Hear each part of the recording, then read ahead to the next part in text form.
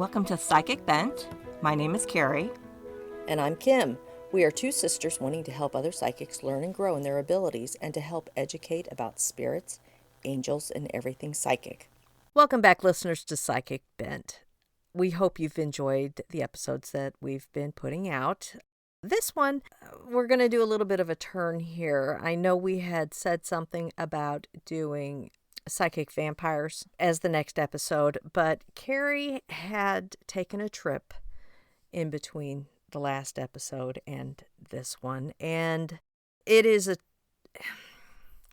subject that I have had an interest in throughout my life, was kind of drawn to it, just to know about it and do research on it, have strong emotions for it. But Carrie took the trip, and I am really excited to hear everything that she experienced while on this journey. And she took a trip on the Trail of Tears. When we go to places like this or battlefields, just different places in history where things took place that we know was bad. It was just awful for everybody involved, or for one participants in it were treated severely wrong, and others did it, caused it. That is so much emotion that is there. And I think that being empaths, we can really be drawn to places like that and experience emotionally what maybe not to the extent that actually took place, but I know that you can experience the emotions that took place in those areas. And I'm kind of drawn to places like that because sometimes you just need to feel the feel of what happened there.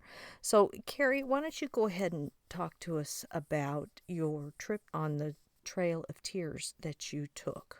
Yes, I was invited to do a motorcycle ride with a bunch of members of a motorcycle group in Cherokee, North Carolina.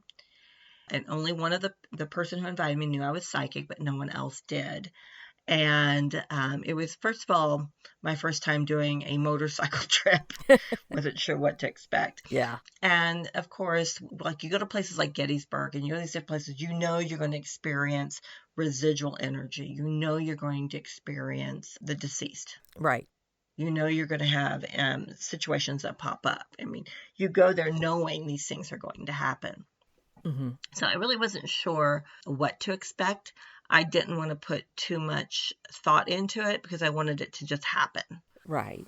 Now, what was interesting is we stopped one particular place, and that was actually in Arkansas, and the person at the restaurant was like, "Hey, you guys look like you've been on a motorcycle." Well, yeah, the Harley gear kind of gives that away, yeah. Yeah. And she's like, "Well, it's gonna rain tomorrow. What are you guys doing?" And one of the people said, "We're following the Trail of Tears."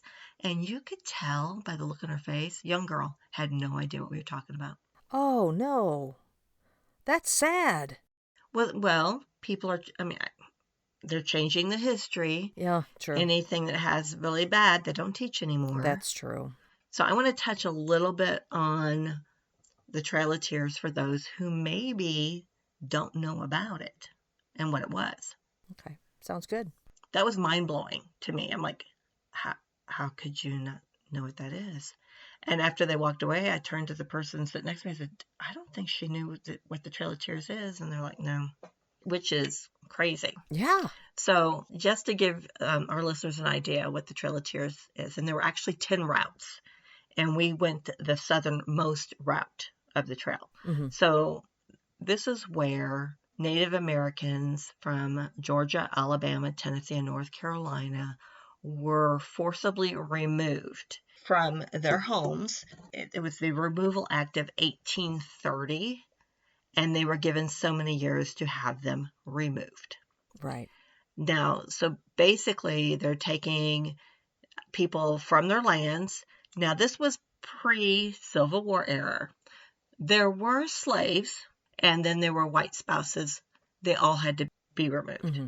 Most people don't realize that there were slaves involved, and there were white people involved, and there were Native Americans involved, obviously. Right. But they were pushed to Oklahoma. Now, in Oklahoma, you have nations and you have reservations. Mm-hmm. And when I first moved to Tulsa many, many years ago, that confused me. I'm like, there's a sign, you're now entering Cherokee Nation.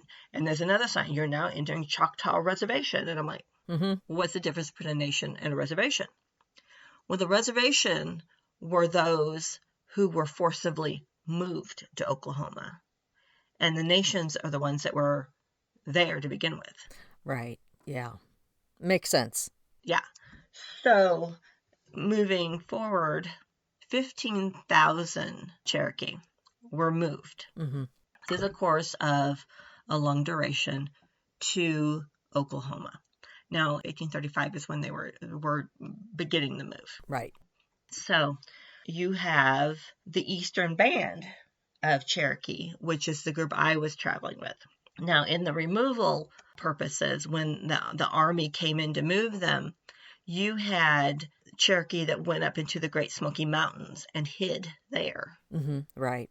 And that is how the Eastern Band of Cherokee came to be for today.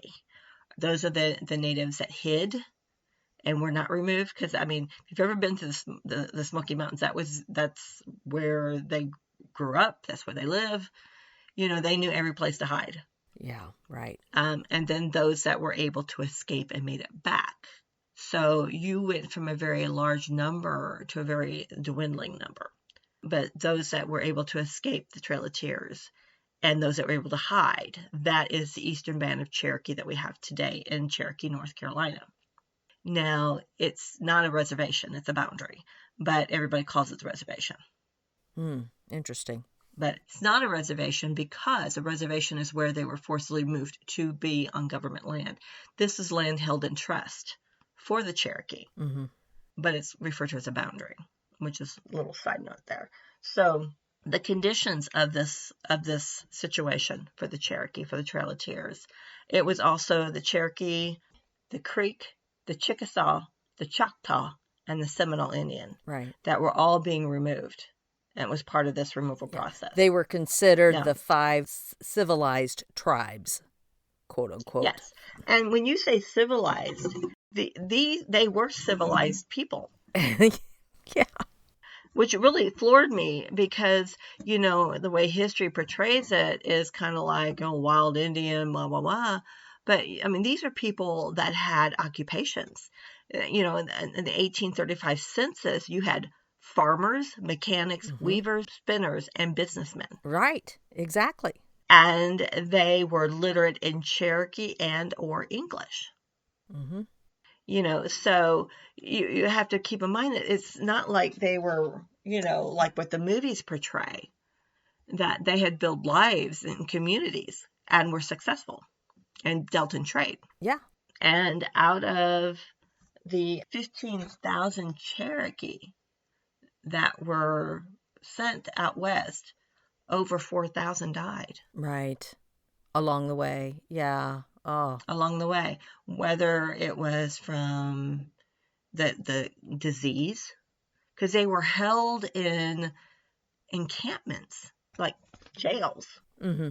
As we gathered to leave, we left on a Monday, and we gathered at the Cherokee Visitor Center. We have some people that are going with us to the first stop, and then they're coming back because they couldn't get the time off, and the others that are going the whole way. Mm-hmm. And what was interesting is we did have a couple from Canada. One was Mohawk and the other was Iroquois. It was a male and a woman. It was interesting to have them come with us because in Canada, they seem to be more immersed in their culture versus what you see in Cherokee. Because in Cherokee, North Carolina, they lost their language. Yeah. They lost a lot of the culture. They have since then brought people from Oklahoma to come teach the Cherokee language. And now there's now we have an immersion school there where that's all they teach. All they talk is Cherokee, you know, so it's really great to see that they're rebuilding where they used to be. Rediscovering their heritage. They lost their heritage Yes, is what it yes. is. Yeah. Whereas this couple never lost their heritage. Wow. So I'll talk about them a little bit later, a little bit more. So we gathered to leave, and we've got 2 police cars. So we're going to get a police escort out of town. Mm-hmm. And, before we left, they formed a circle, and there was a prayer, and there was a little conversation. And then we all got onto the bikes, and the police were leading us out. And Kim's seen the video. Yeah. And we get to the first stoplight, and there's the fire department blocking traffic for us to go the other way. And each time until we left Cherokee, there was fire trucks blocking the way. And when we were leaving the first place where we gathered by the Oconaluftee River, the energy was, my hair was standing up on my arms. Wow. There was a lot of energy. And that energy was not coming from the living. Because you had people excited, and in past you picked that up. Okay, everybody's excited, we're leaving, and blah, blah. Mm-hmm. But once we got on the bikes and got going, it was, oh, the spirits are here. And they were happy. I'm riding on the back of the bike of the person that invited me, and I'm just like, oh, hey, by the way, the spirits are here, and they're really excited. And he was like, good. I'm like, okay. So it was, and that's how the trip started. Mm-hmm. Now, if you've never been on a bike ride, you go so long and you have to stop and rest, because it's possible to get too tired on the bike by being, warm, and you don't want to get tired. Yeah. Right. Especially don't want your passenger to get tired and they fall off. Yeah. So you have to stop periodically. That's just how it is when doing a bike tour. So we went from Cherokee, and we drove to the Cherokee Removal Memorial Park. And that's what it's called. And evidently the National Park System is taking it over. Yeah. That's what was announced when we were there. They hadn't been taking it over. It's just a recent thing. And that facility has pillars with names on it of the head of households from each house from Georgia, Alabama, and Tennessee, and North Carolina. Now, that didn't include the slaves, the spouses, the children. Right, because they weren't the head of households. They weren't the head of household. And you know how census runs. Yes. It's the head of household. Right. So where this place is, you can go up and you can go to an overlook, which shows the river. Now, the person that I was accompanying on this trip told me every time he goes up there, he hears their screams. Oh. And he wasn't going to go up there with me on this time. I'm like, that's fine. I'll go up there on my own. But no, he did go with me. And you just see the tears just coming down his face because he's hearing the screams. Mm-hmm. And I thought, okay, I'm going to open up. Keep in mind, a lot of times when I try to communicate with Native Americans, they won't talk to me because I am white. And that's why. Right. What happened to them and how they were treated. And, and I get it. But so I wasn't sure if I would get anything. And that's one thing that's, when you're a psychic, you're like, I'm going to be really embarrassed if I don't get anything because they're going to think I'm a fake. And sometimes they just don't talk to you. Right. And that happens. Right. So I'm like, okay, let me just open up. I'm here for him. And I kept hearing, we wanted to die. And in that area, there had been some drownings where some were trying to escape. Mm-hmm. And they drowned. Now, one thing you have to keep in mind is the elderly were put on carts. Very few had horses. Everybody else had to walk. Right, exactly. Even the In small July. children. Yes. Yes, in July. And Horse, who is from the Canadian group, he kind of looked upon me as a sister and felt the need to educate me on things, which I truly respected and appreciated. But he told me that there were no babies by the time they got to Oklahoma. Yeah. Because they couldn't stand their cries. Yeah.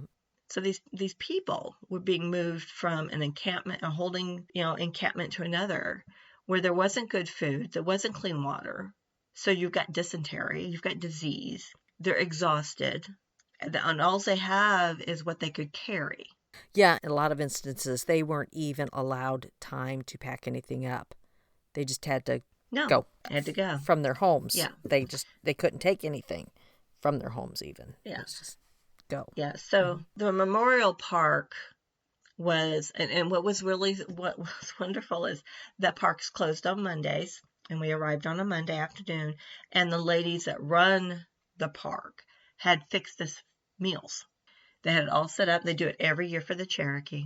And so we were given a very wonderful meal. And everybody took time to go to the overlook. And, because what had happened was 5,000 Cherokee got sent down the river, and the rest were sent to walk. Right. But the problem with the river is there was drought in some areas. So the river was, so you would have Cherokee that would have to wait for weeks before they could get back on and be moved. Yeah. So just the conditions. So up there overlooking the river and hearing we wanted to die. And that's all I kept hearing, but we wanted to die. We wanted to die. We wanted to die. And I'm like, do I repeat this? Do I tell him this? Because he's already crying because he's hearing the screams. Mm-hmm. And I said, well, they're telling me this, so I have to tell you this. I said, they're telling me they wanted to die. It's more than one. And they keep saying, we wanted to die. And he's like, well, yeah, why wouldn't they? Everything they had endured up to this point, and they hadn't even gone. And we're still in Tennessee. We've left North Carolina, but we're in Tennessee now. Mm-hmm. So, he accepted that. I mean, I'm trying to do this whole on the down low. By the way, this is what I'm getting. It's like, Mm-hmm. because, it was personal for him. Right. And he needed to know, since he could hear the residual screams, that he needed to know that this is what they wanted. Right or wrong, this is what they wanted. Right. Mm-hmm. So that was very emotional. Yeah. And you could definitely say each night I was totally exhausted. Because riding on the back of a bike, it's like riding in a car. You get tired Mm-hmm. riding in a car. Whether you're driving or not, you get tired. Well, on the back of a bike, you're kind of like holding on a little bit more, so you get a little more tired. And so at this memorial park, we had two gentlemen that arrived that were from Alabama. They were Cherokee from Alabama, and they were going to lead us from this point on into Alabama. Now, for me, I'm trying to be non-discreet. I'm trying not to ask a lot of questions because, this is a very important ride for these people.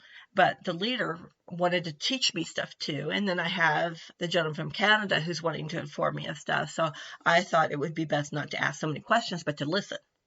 Right. Because Spirit's having them tell me things.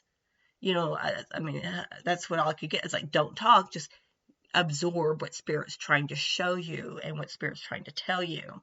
Because that's, to me, was why I was there. Right. Yeah. But if you want to be humbled by the resilience of a people and how they could be so wronged by your own people, then you need to research the Trail of Tears and you don't have to go on the back of a motorcycle, but go to some of these places like that Cherokee Memorial Park. Mm-hmm. Beautiful, beautiful setup. And it helps you to understand what we did to these people. Yeah. This needs to be out there for those that don't understand. This was done, and of course that's not what the podcast is about. It's about the spiritual stuff, but it's hard not to get angry as a psychic, as an empath, especially doing this with Native Americans. Yep. Because I'm getting all of their feelings and what's going on there, plus what I'm actually getting there. The actual energy and what they're telling me and they're talking to me about. So that was, very eye-opening, I guess is the word. I don't know. Yeah. It was. I was very humbled, and I was very grateful for the experience, and I'm grateful today for that experience. Yeah. It was an opportunity that Spirit presented to me, and I jumped both feet in. Yeah, let's do this. So then we went to Blythe Ferry. And Blythe Ferry is where this interpretation, that is where the park is, the Remover Memorial Park overlooks Blythe Ferry. Okay. Mm-hmm. Right. Now, Blythe Ferry, this is really interesting. This is where the Hiawassee and the Tennessee River come together. Yeah. And William Blythe, who obviously the ferry was named after, he started the ferry in 1809, he had a Native American wife. So he eventually left the area because he had a wife that was Native. Yeah. And as per the removal, he was going to have to get removed as well. But so that's where the crossing is. And that is really interesting. When you go to this place where you overlook where the Blythe Ferry was, that memorial wall has 2,535 head of household names on it. from a census in 1835. Now, how accurate do you think that really is? Well, how accurate was any census that was done? But yeah, it's Exactly. not going to be done Yeah. well, you know. Yeah, and according to the Blythe Ferry records, 4,200 of the 16,542 Cherokee identified perished. Now, I'm going to tell you something. In Cherokee, they do several removal rides, and one of them is on a bicycle, where these resilient young people ride a bicycle from the mountains of North Carolina. They took the Missouri route, came through Missouri down to Oklahoma, Mm-hmm. and stayed at different places along the way that the Cherokee were encamped. And one place had a church, and outside of the cemetery was a mass grave that had, they related 800 and some odd Cherokee in this mass grave. Wow. They weren't allowed to be buried on the church ground. Right. And I'm glad we didn't go this route, because that probably would have done me in as a psychic. Definitely. Mm-hmm. Because they found 2 more mass graves. They had a sonar, those sonar machines that they use to go over the ground to look for. They found 2 more mass graves. Oh, wow. So you have to question if it was really 40, because one article says 4,000, this one says 42. But how many was it really? Yeah, right. How many didn't make it and just didn't get accounted for? So that's a side thing. But like I said, we went through there, and then we had our 2 Alabama gentlemen that joined us, and then they took us and led us through Alabama.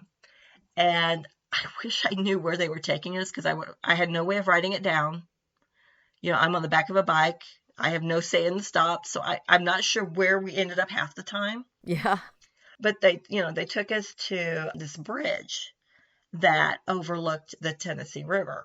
And this bridge evidently had been burned down twice during the Civil War and been rebuilt, and we were able to go across the bridge. But at this bridge basically, the significance was, this is the bridge that the barge of Cherokee would have traveled down and would have went underneath. So the man that was, the man that was from Alabama that was Cherokee was telling us the stories, and we walked out on the bridge, and I looked down and there's whirlpools, and I'm like, why are there whirlpools here? And a whirlpool is what? It's a vortex. Right. Of sorts. And I, of course, as soon as I was able to look up the significance, because, I've seen on different shows and that where a lot of times you need to put an offering in the whirlpool, and I had nothing. I had nothing to throw into the river. Mm-hmm. I wasn't expecting to. Usually use sage or something, and I had nothing. But, the whirlpool is about strength and renewal. It's about going through an instant of renewal in your soul. It will be a time of change with arrival of positive energies, and the phase of prosperity will be born. That's one of the many symbols of a whirlpool. Some people believe a whirlpool is bad. I did not feel that. I got a lot of energy from this whirlpool, and I took a picture of it and sent it to Kim. I took a video. Here you go. What do you. And what did you think of that video? Well, besides the whirlpool, I saw something in there. I saw eyes. Something was looking back at you. So, it could be that, I think a lot of times when you're dealing with Native Americans who, your Native Americans would have been so immersed in nature. Yes. And those beliefs, that I think that a whirlpool would be definitely a sign for them that they were there. Yeah, I agree. Yeah. So then we go to a place called God's Mountain. And what the gentleman told us was God's Mountain was actually on the other side of a mountain, but we put a nuclear power plant there. And so they then moved to this other side of the mountain and called it God's Mountain, is what he had relayed to us. So we go up on it's beautiful up there. It's just gorgeous. Overlook this beautiful lake and stuff, and you could see where they would have traveled down this lake. And what was interesting about God's Mountain is, I have no idea what it's really called, because I Googled it. There's something called God's Mountain anywhere. But That's what the Cherokee call it. And they actually have the Cherokee people in Alabama have set up this little park for this purpose, but it's not promoted as God's Mountain. And when we get there, there's, this very little Cherokee man. And if you've never encountered Native Americans, they're either tall or short. Yeah. You either got the really tall guys or you got the really short ones. That's just how it is. There's no in between. Just really tall or really short, it seems. And he was really short, and he's all dressed up like how he like he almost looked like a spiritual shaman. Yeah. And he was referred to as brother so and so. And so I didn't want to offend or try to ask too many questions again, because sometimes you can be very offensive trying to ask questions instead of just absorbing the information that they're giving. Mm-hmm. So his wife and I guess her daughter made us breakfast burritos from homemade tortillas. And they were very good, by the way. And then we're just taking in everything. Well, I give him a hug. Carrie doesn't like to touch people. No. Carrie's not a hugger. That's right. She's not. But I was so compelled to give him a hug. So I went in for the hug, and he hugged me, and he kept staring at me beforehand. So I think he's picking stuff up. Mm-hmm. I hugged him, and man, I've never been zapped with energy like that in my life. I jump back. Wow. And I sent Kim a picture. Yep. I got him to stand with somebody else so I could get the picture. Sent it to Kim, like, this guy zapped me when I hugged him. And we didn't touch after that at all. No, but it was a very humbling experience. So that was God's Mountain, and that was the experience I had there. I had no psychic things happen there other than that man. Gotcha. So now we're back on the bikes, and we're going to leave Alabama, and we are going to head towards Arkansas, which is our next stop, because we're going to Tahlequah, Oklahoma. So that's the route. We're following the route that they took. And in Alabama, I believe it's US 72 is pretty much the route that the Cherokee took through there. And so that's what we were traveling, was US 72. As we're leaving Arkansas, we lose our Alabama connection people. They head back, and now we're going. And as we pull off, it was kind of a last minute decision that the person that was leading wanted to go a different direction than what we originally talked about. So it was a little mayhem as we all kind of get turned back around and get pulled off into this little gas station. And, people go and get drinks, go to the bathroom, get something to snack on. And they're all standing there in the parking lot looking up. And I walk outside, and I'm like, what are y'all looking at? There's an eagle and a hawk, and they're fighting each other. Oh, wow. Yeah, so the eagles and the hawk's going after the eagle, and the eagle's like, I don't think so, and then the hawk kind of flies off, and then the eagle disappears in a tree. And so we're all like standing there staring, waiting for the eagle to show back up. Well, he does. He comes back up and he circles. And then as we're driving away, I'm in like the second motorcycle back, so I can't see what's happening behind. But the guy like 3 or 4 bikes behind said the eagle paced us as we were going down the highway. Oh, cool. Yeah, so I thought that was really interesting, So we finally get to Arkansas, and as we get into Arkansas, I'm on the back of a bike. I'm looking all around, because you can see so much more than in your car. And I look up at the sky, and I'm always wanting to look at the clouds. Mm-hmm. Love to look at the clouds. Yeah. I look up, and I'm like, oh, I got to take a picture of this. So I'm taking all these pictures, trying not to let go of my phone on the back of a bike. Like, but it looked like, I sent you the picture. What did it look like to you? Well, originally I thought it looked like a feather. And you said you don't see and when you pointed it out, I did see it. People with their arms raised, pointing in a circle. In a circle, yeah. Yeah. So it's almost like, and they look like arms raised up in whether prayer, I don't know, mm-hmm. just raised up. Raised to the heavens is what they are. Yeah. Yeah. But there were 3 things to the left of the circle of people that looked like little hunchback things with a flute, which that would be a kokopelli, which a kokopelli is a figure in Native American culture where it's kind of like a hunchback playing a flute. Mm-hmm. So it's like, and he'll have like those things coming out of his head, like either, I don't know what they're called, But he is a symbol for fertility, deity, merrymaking. He's also associated with good luck, and it's also a very sacred figure. So it looked like, if you knew what a Copapelli looked like, you could see it. If you don't know what that is, you wouldn't have seen it. Gotcha. But that was amazing, I thought, to see as we come into Arkansas. Yeah. I thought that was very interesting.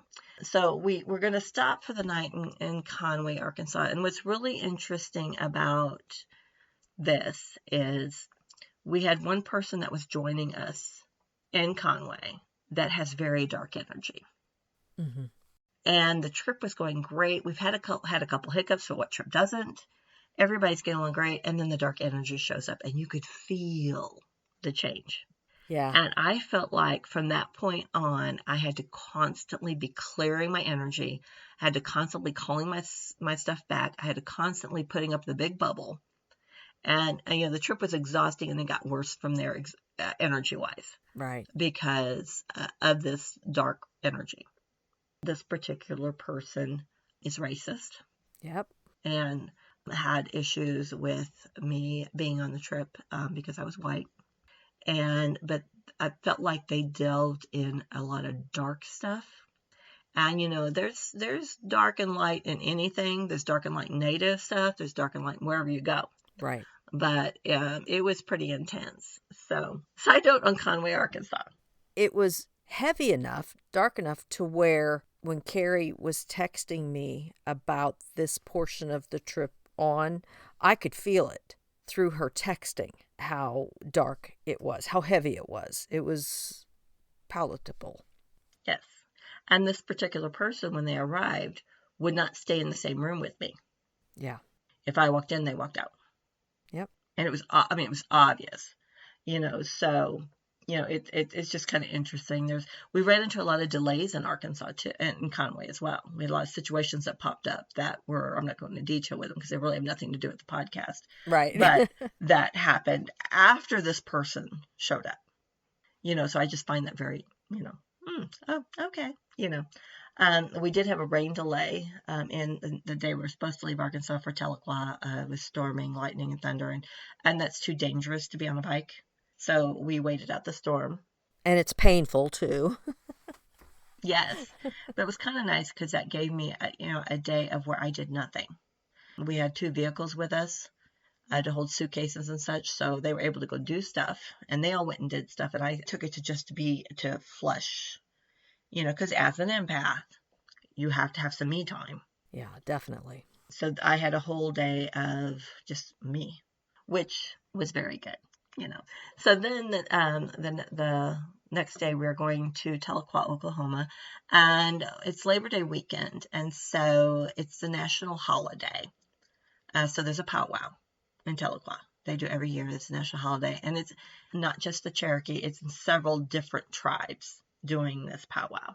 So as we get into Oklahoma, there's some clouds again that look like 2 birds. Yes, it did. The bird on the top had a definite feather off of it. And the bird on the bottom, its wingspans were white, straight out white. And so it looked like the bird on the top was a hawk. Yeah. And the other bird was an eagle. Wouldn't you say? Yes. Yes. Yeah. It was very, very clear that was the 2 birds again. So now this is the second time during this trip that hawk and eagle come together. Yeah. So eagle can signify strength, courage in challenging times. It's a symbol that reminds us that when problems seem large, that we can find inner strength and move forward. It's about confidence. Eagle is all about a power animal. And hawk is a sign of the spiritual world, where it makes you want to reach for higher levels of success. They have the ability, they're known for the ability to see beyond what is right in front of them, which means for better clarity. So I thought it was really interesting that happened, that we were saying that, that I was saying that. Repeatedly. Yeah. Mm-hmm. So, poor Kim's getting all these random pictures sent to her periodically through this 8-day period.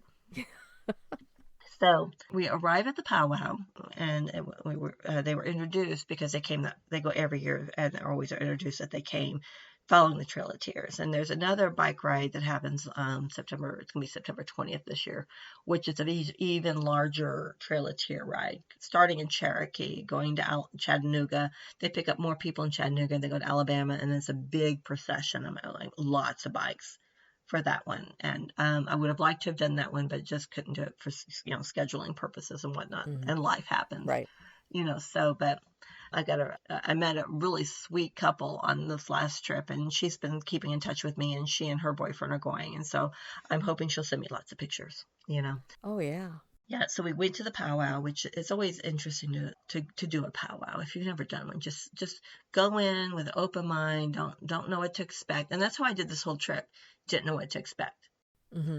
And I also went with the mind that these people traveled in the heat of July on foot, bad circumstances. There was not one way I was going to complain the entire trip. Yeah, right. You didn't have a right to do that. There was no way. The only complaint I got was, I'm tired. And that was when we were off the bike and I was heading to bed, heading to the room. Yeah, I'm tired. But there was no way I was going to complain. I mean, and there were actually 4 women on this trip, including myself, and not one of us complained. And it was funny because they were talking about, you women are really doing great. This is like when we got to Tahlequah, and they're talking about how well, we've done on the ride. And one guy says, yeah, my first trip, I complained the whole way until my dad said, you need to stop it because your people walked this, and put things in perspective for him. And I'm like, well, we're strong women, Yeah. Yeah. What can I say? We're strong women. So my new Canadian friends, one is Mohawk, and one was Iroquois. They were very kind of standoffish at first, which I get that. You're with some people you don't know. You want to be a little, And we had one gal in the group. Bless her, she couldn't stand silence. Oh. So she would fill that void with silence. And the rainy day that we had, the free day that we all met down in we took over the lobby of the hotel, and we were down there eating and stuff. And they were talking about different things. And the woman who talked a lot, her second husband drowned saving her because she didn't know how to swim. Oh, wow. Yeah. And then the Native American woman from Canada said that, when my son died when he was 39, he had a pulmonary embolism. And within 10 minutes of it rupturing, was gone. Yeah. Yeah. Those are serious. Very serious. Yeah. And I'm like, okay, I can't have neither one of the deceased here. It was just too much going on. I'm just like, okay. They brought him up. And what happens when they bring him up? That's an invitation to let him talk, Yeah. Yeah. This dear woman from Canada was, tearing up and everything. And the father, he went by the name of Horace. Horace was, of course, you should never bury your children, which is obviously horror. I mean, I can't even imagine that pain. Right. But I was getting a sense of, and I was hearing in my head, they never talk about me happy, and I'm like, okay, I gotcha. Okay. And I'm like, we can't do this now, but okay, and the next morning we were going to leave Arkansas, and Horace passes me, and he says that his woman wanted to gift me a pair of her used gloves, her riding gloves, because she bought a new pair and she wanted me to have her old pair. Oh, that's nice. And I thought, well, that's really nice, because we didn't speak much. Mm-hmm. But Horace was always watching me, like he was in tuned. And, she was a quiet woman. So I said, well, yes, if you don't mind, that would be very nice. Thank you. And so, he went and talked to her, and she came up with the gloves and she handed them to me. And I said, thank you. Well, I had a black Labradorite bracelet with the Tree of Life. Now, I've had 2 of those, and I've ended up giving both of those away to people. But, I didn't have it on me. I had it in the room. Mm-hmm. And I thought, well, I can't accept a gift without giving a gift. because that's the way. Right. They give you a gift, you have to give a gift back. So I went into the room, put the gloves down, and picked up the bracelet, and I handed it to her. And when she was walking, I said, "Here, thank you for the gift. Here, it's a bracelet."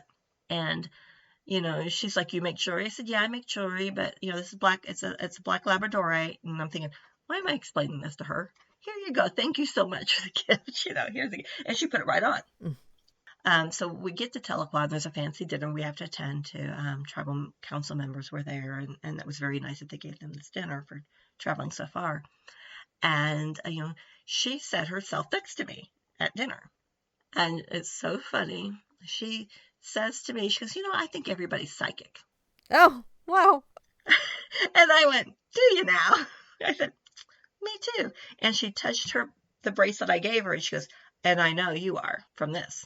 And so, my energy was all over that bracelet. I've been wearing it. Right, exactly. So, and I'm like, "Well, since you brought that up, tell me about your son." And she looked at me, and she said, "Well, my daughter," I said, tell me about your son and your two daughters." And she says, "Well, my youngest daughter just turned 39. That's the same age he was when he died." And I said, "He doesn't like that." And she looked at me, "Doesn't like what?" "You always talk about when he died." I said, "He does not want to be remembered for dying." I said, "Now he's with you all the time." I said, "But he's not with his dad all the time." She goes, "Oh no, they didn't get along." And I said, "Well, that makes sense." I said, "By the way, he's very mischievous." She goes, "Oh yeah." I said, "He likes to have fun. He's got a good laugh." She goes, Yeah, that's him." I said, "He wants you to talk about that. He wants you to tell the good stories. He's with you all the time, so you're not without him. So he doesn't want you talking about his death anymore." And he kept talking. Just like, okay, look. So I'm trying to explain to him, you can only give the living so much information at one time. Yeah. So you could only do so much at one time. And, he's like, "Okay." It's like, fine. But, I mean, he was like coming up with stuff, and I didn't want to overwhelm her because, first of all, we're at a public dinner. Right, yeah. And she knew I was psychic. She opened that door, Mm-hmm. And so she wanted something. But I wanted to give her enough to know that what he wanted, get the gist of what he wanted her to know, but to give her time to process it. Right. Okay, because that's going to be a mind change for her, totally. Yes. Because she's so used to discussing it that way instead of thinking of the good. Right. And then the next day we stopped at a rest stop, and he was still hanging around. And I walked up to her, and he's with her, And I walked up to her. I said, "Are you okay with everything I told you last night?" And she goes, "Oh yeah, no, it's fine." I said, "Okay." He keeps telling me that he's got the best smile. And she started laughing. She goes, "Me and my girls had to have dental work done, but he didn't have to." I said, "Well, he's bragging about his smile." and I said, and I did tell him that, that I can't continue to give you information because it's hard for the living to get a lot of information at one time. I said, "But he's definitely making it known that he is with you." And it was interesting that we had stopped one of the random on a gas station to get a rest, and Horace comes up to me and the girl that talks a lot, but he's staring at me the whole time, and he wants to tell me the creation of life from the Native American perspective. Oh, wow. And I found that and so he told me the story, woman falling from the sky, and what all happens in the turtle, and I'd heard it before, but the way he talked and the way he said it was just intriguing. He goes, and when he finishes, he goes, "But you can make it fit any religion." Oh. Like, well, okay, because he was trying to share his history without making it sound like I'm shoving it down your throat. Yes. But it's the story. It was a wonderful story. But throughout the trip, once we got to Arkansas, he started talking to me like I was getting salt and pepper out. He picked up the salt and told me what the name was, how to say it in his language, and how to say the pepper. And some of the things he was telling me that were also in Cherokee, and some of those words I already knew. Mm-hmm. Because I work in Cherokee, and some things people, But when he said thank you, he said thank you in Cherokee. And he goes, and that means thank you. And I didn't want to go, yeah, I know. But I'm like, okay, thanks. Because it was nice that he was spending that time with me that he didn't have to. Because, when we left Tahlequah, Oklahoma, we were going to go back straight 40. We weren't doing the Trail of Tears anymore, obviously, because we already made to our destination. So we were doing 40 all the way back. Mm-hmm. And, so we were going to lose them around Chattanooga, where they were going to, the Canadians, and we had another couple from Virginia. Those two groups were going to go up and continue heading towards Virginia. Then the other couple were heading into Ontario, where they were from. But it was a very interesting trip. I hopefully haven't bored the listeners with all of this, but I found it very moving. And I mean, the cloud formations, it's like, what the heck? That is perfectly looking like two birds together. And Kim, if you want to post those on the Facebook page, you can. Yeah. Okay. But it was from a psychic perspective. It's like if you're going to go to Gettysburg or one other battle place that, so many died, you go with the expectation that there's going to be something. And I didn't know what to expect because I wasn't sure if I was going to get communicated with. Yeah. Because I've encountered spirits that are Cherokee that don't want to talk to me, but they'll show me things. And so they do want to communicate, but they just don't want to talk to me. And it's understandable. Right. So it's kind of like thank you for, and I felt the experience was very moving and stuff. But when the dark energy, I mean, that's a perfect example of leading into psychic vampires, I think. Yeah, definitely. But, when you're traveling, you get tired and it's hard to keep up your psychic bubble. And, and when you're with a group of people that you're not comfortable with because you don't know them. Mm-hmm. Because for psychics, it's I don't know about you, Kim, but for me, if I'm going into a group I don't know very well, I'm not at ease. And my psychic senses are a little more heightened. And I got a little more bubble around me. And I'm trying harder to keep everything in place. Yeah. So when you're on a trip with people, that's a little harder to maintain, I think. But I would do it again. If I was invited again, I'd go.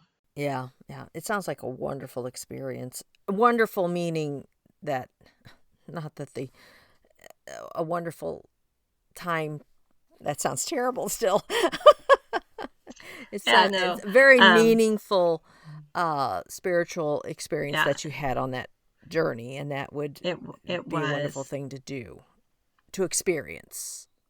Yeah, and all the bikes except for the Canadian group, had the Cherokee flag flying behind them, and we had semi-trucks honking at us because they knew they were on the Trail of Tears.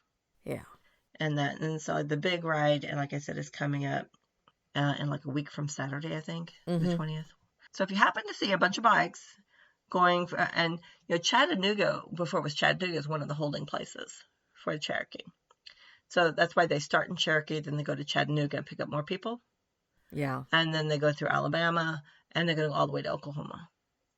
So if you see a big group of bikes, and you see some Cherokee banners behind it that weekend of the 20th, show some respect, because it's a memorial ride. Yeah, definitely.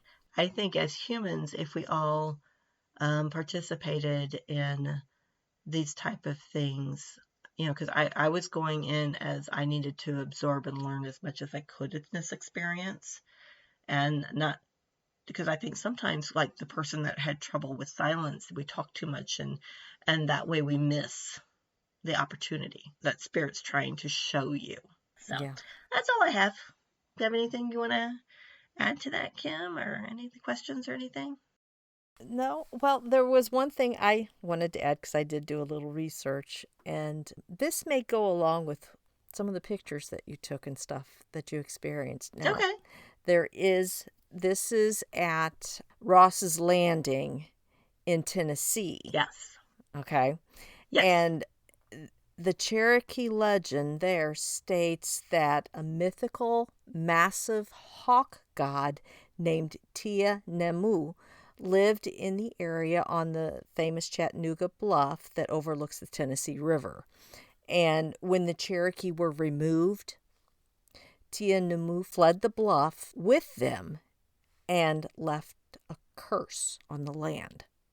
Oh, really? Yes. Wow. Yeah. Wow. Yeah. So here you've had sightings of a hawk as well. You know what I mean? In the clouds Yes. and in. So that just set me goosebumps when you were talking about it, because I was like, I read that there was this massive hawk god that went with them and cursed the land, tried to protect them. Yeah. Yeah. But that's all I have, Okay. Well, listeners, hopefully you enjoyed this episode. I didn't want to make it all about Carrie, but I thought the experience, because I've been texting Kim the whole time, I'm back at the spot going, oh my gosh, this has happened and this has happened. And Kim's like, well, you want to do an episode? And I said, I don't know. She's meditate on it and then we'll get back and we'll talk about it. And I just felt that it was worthy Yeah. of the podcast. So please research the Trail of Tears if you don't know about it, because we have listeners that are not from this country. So hopefully this is help you understand what the Trail of Tears is. But it's, all cultures have a bad history of some sort of genocide. Yes, they do. Every one of them. Yeah. So this was a very spiritual journey for me. It opened a lot of doors and closed a lot of doors. Mm-hmm. So I am grateful that I had this opportunity to do it. It's wonderful. All right. Well, thank you, listeners, and we will see you in 2 weeks. Have a great night. Bye. Bye. May your light shine bright. Thank you so much for listening to our podcast, Psychic Bent. If you enjoyed Psychic Bent, please like, follow, rate, review, and subscribe wherever you listen to Psychic Bent. We can be reached on Facebook at Psychic Bent Podcast. Our email address is psychicbent1@gmail.com. May your light shine bright.